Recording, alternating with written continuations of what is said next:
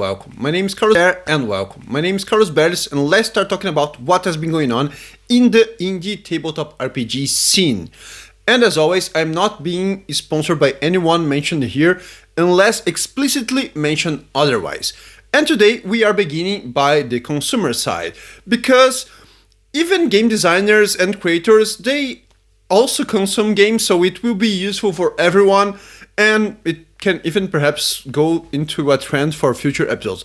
But on that note, we have War Champ Games that is having a sale on their website because they are actually moving, so having less things to pack comes in hand, and it also comes in hand to even make some money to help pay for moving, because moving is not cheap, you know. One of the games that they have is Ether Operations. It is a game that we mentioned before for ZineQuest 3 and was released as kind of a poster zine, and it has really breathtaking art. It is a very good looking game. You should check it out. But another one that I highly appreciated, not just the art but also the writing and the idea, is Necronautilus, where the PCs are death agents in which they kind of go remembering, so you have a lot of the idea of memory with the game. So they go remembering their past life while traveling through planes and planets filled with other creatures that also passed away. You can get domestic or international shipping for free, depending on the amount that you will pay, and also using the codes that they provide. The links will be in the description so that you can check out the codes and the values that you actually need to have in your cart. And on itch.io, there is now going on a bundle that features some games by RPG Latam creators, RPG Latam being the Latin American community. And this bundle that I'm mentioning right now is called Streets, Skyscrapers, and Space Bundle.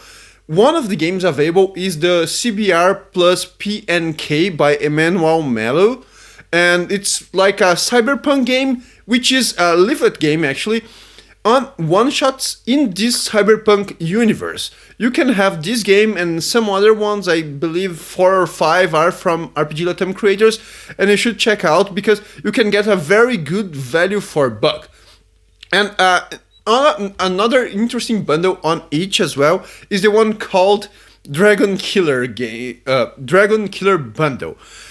It features some very interesting games. One of them is In Extremis, that was mentioned on the series about itch funding that we linked on the previous episode. You can check it out because I guess it's still funding on itch. And another one of them is Slayers, which is from the same creator from Lumen, the SRD license kind of thing. And you get 4 different complete games by a very interesting and very much cheaper price that you can get. And it's going live today, the day that this video is going on. And still talking about consumers and some ideas of having new projects to check out, this one is probably the one that I am most excited about. That is the ARC project. That was just approved on Kickstarter, so it is the latest project by Bianca Momatos that we had in an interview previously. She is from RPGC, the Southeastern community, so it just makes me even more interested in the game. And it has mind-blowing aesthetics. And the PCs, they try to eliminate the apocalypse. The campaign is not launched yet, but you still can, or you already can, and I highly suggest you to click on the notified on launch link that you can get from the Kickstarter page. But if you want to just check some more about it, you can also get some kind of quick start rules or material in PDF on the itch.io page that will also be in the description, and then be extra sure that this is the kind of game that you should be checking out and the kind of thing that will change the idea that you have in tabletop role-playing games. And talking about itch, the day that this video is going out and that is going all live is what itch is naming Creator Day. During today, the May 14th of 2021, it is the first edition of this Creator Day. And what does it mean? It means that today each is reducing its cut for every sale to 0%. So they will get 0 for any kind of sale or purchase. So everything that you buy will have all the value apart from taxes. But you get what I mean. Going towards the creators. It is a huge opportunity for you to grab that game that you had on your wish list of sorts, because each haven't still implemented a wish list. They should have, but okay, you got my idea. Everything or every game that you were thinking about getting, today is the day to get it. A nice piece of news for creators is that now we have the Powered by Lesbians license, which is a Creative Commons based license for making games based on Thursday Sword Lesbians. That was recently released. It's being released by, or published actually by, Evil Hat Games, but most importantly, it is a license based on the share-alike Creative Commons by SA 4.0 license, but with some extra details, kind of a hack of it, and it has a very nice page explaining everything to you by a copyright lawyer that was one of the main creators of the game itself. And this is explaining to you in a language that is easily understandable, even for myself that have no basically understanding about laws or anything on this side. And also more towards creators, or perhaps even aspiring creators, Button Shine Games have the 18 card challenge game that is back. It is a contest for people to create games that include 18 cards, poker side, so no square cards, that can use dice, but it has some limitations. It must be GM-less.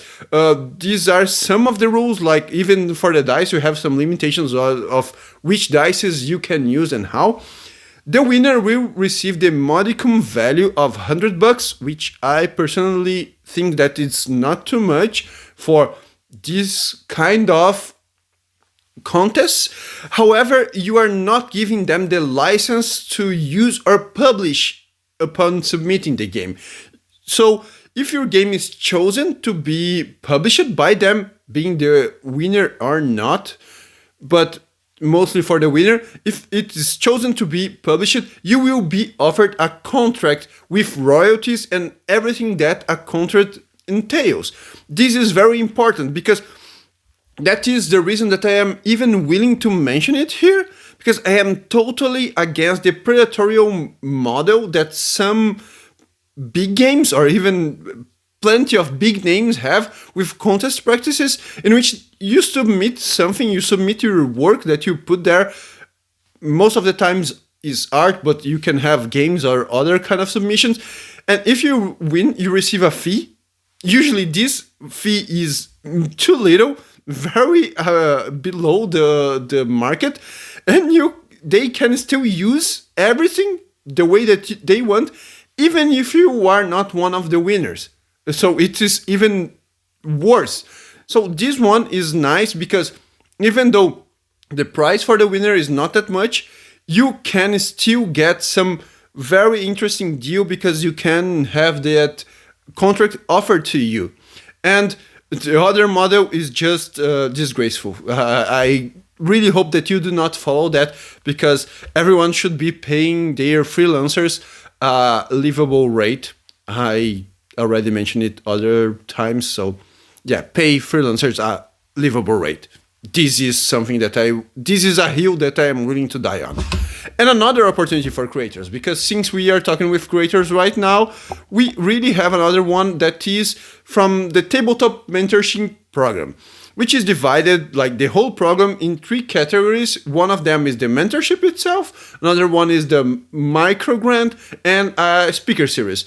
You might have an idea what each one of them entails by the name, but they are all free, so you can check out the whole idea on their website.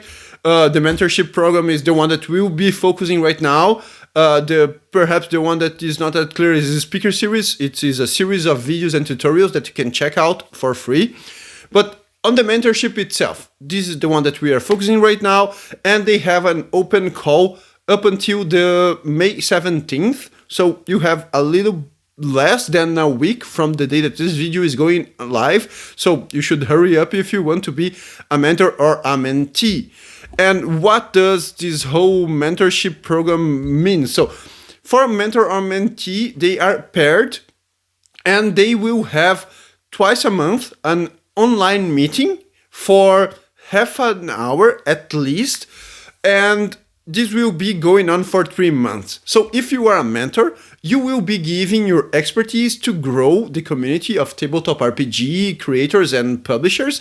And if you are a mentee, you will be mentored, you will receive knowledge by someone that is already inside the market, already inside the scene, so that you can grow faster and you can learn from their knowledge. And afterwards, both of you will be inside the community that is the Tabletop Mentorship Program. And last but certainly not least, I am trying to make a habit of bringing some nice threads or blog posts for you to read and reflect about how you create games, design games, or even run games. And at this time, we visit one by Sandy Pug Games on some very interesting topics about Cyberpunk games. Because I mentioned some Cyberpunk games before, like the one by Emmanuel Mello today. And this topic about Cyberpunk games can easily be expanded towards other futuristic ideas and genres. And I know that my design on this kind of scenarios got better by reading that thread.